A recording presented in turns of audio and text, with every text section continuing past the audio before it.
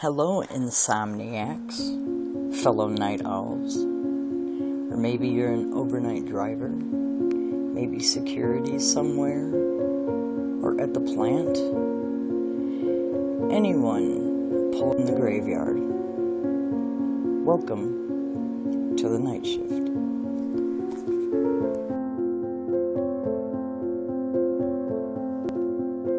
Once again, thanks for tuning in. If you have a story to share, post it in the comment section below.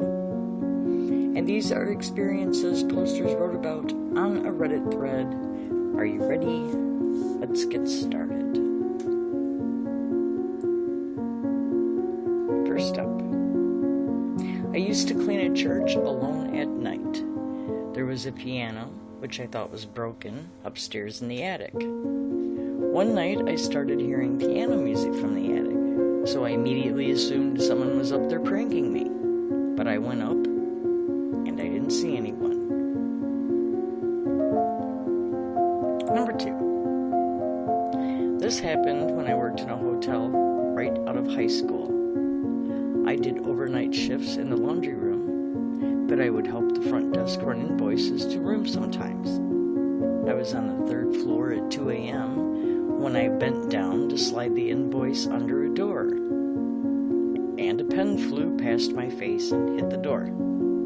I didn't keep pens on me, and I checked around the hallway, but it was silent. You know hotel doors.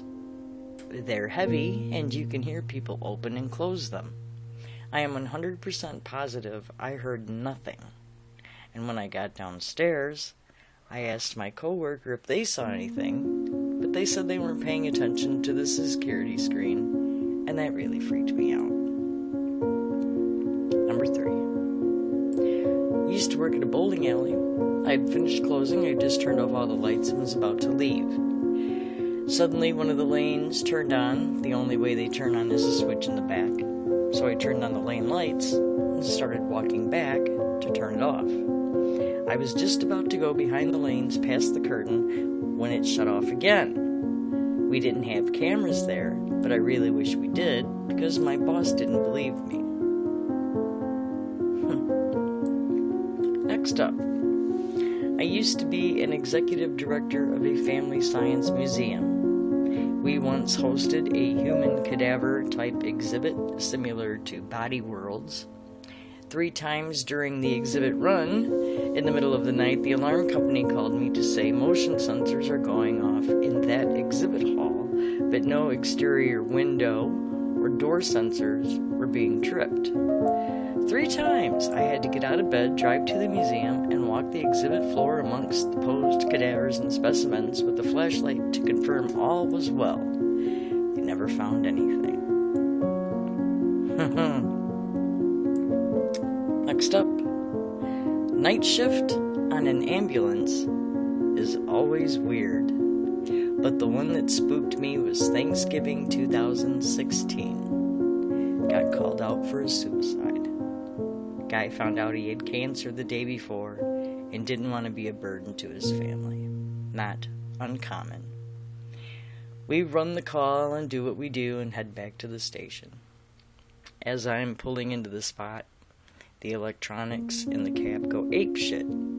Radio starts changing stations, dash lights dim off and on, and the cab lights flicker. Me and my partner were freaking out. As we bailed, the truck shut off. Went to check the key, and it was still on. Very well then. Next up. As an overnight baker in a downtown area in the summer, I would sit outside on a well-lit and busy side street. On the opposite end of the street was a federal building with nothing between us but another solid building. So this one night, I'm relaxing, and I look toward the federal building and see a person completely in shadow walking my way. Even walking under the streetlight, I couldn't see features of this person. So I quickly went in and waited from a somewhat hidden position to see who passed, but no one had passed at all in the next 10 minutes, and that was submitted by Miss Murder Pants. Next up, was unloading a truck at this grocery store I worked at. It was around 3 a.m. I was completely alone, and I heard, clear as day, a scream. It sounded like a woman in labor. I called my boss, and she told me to go check. I said, fuck that. So let's both go and check. Alls were empty, just a few empty boxes. And when we got back downstairs, we both heard a loud thump, like something fell down and hit the floor hard. We got out of there fast. And lastly, I switched to night shifts at the start of the pandemic because there was a lot of overtime available. Pediatric nurse, and I was called to cover another nurse at a very low-maintenance independent living facility. At 11 p.m., I was doing paperwork with an eye on the CCTV when a tall man in all black came across the monitor.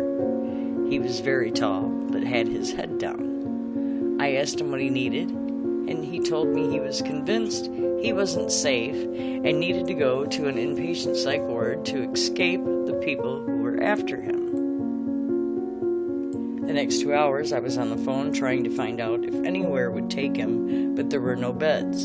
He was coherent, and he basically didn't pose enough of an urgent situation to warrant being sectioned. He saw it as a hospital not caring about his suffering and not believing that he was genuinely ill. He hinted that I was colluding with them to get him killed. And that was from It's a Bloody Disgrace. Once again, thanks for listening, and always have a great night at work.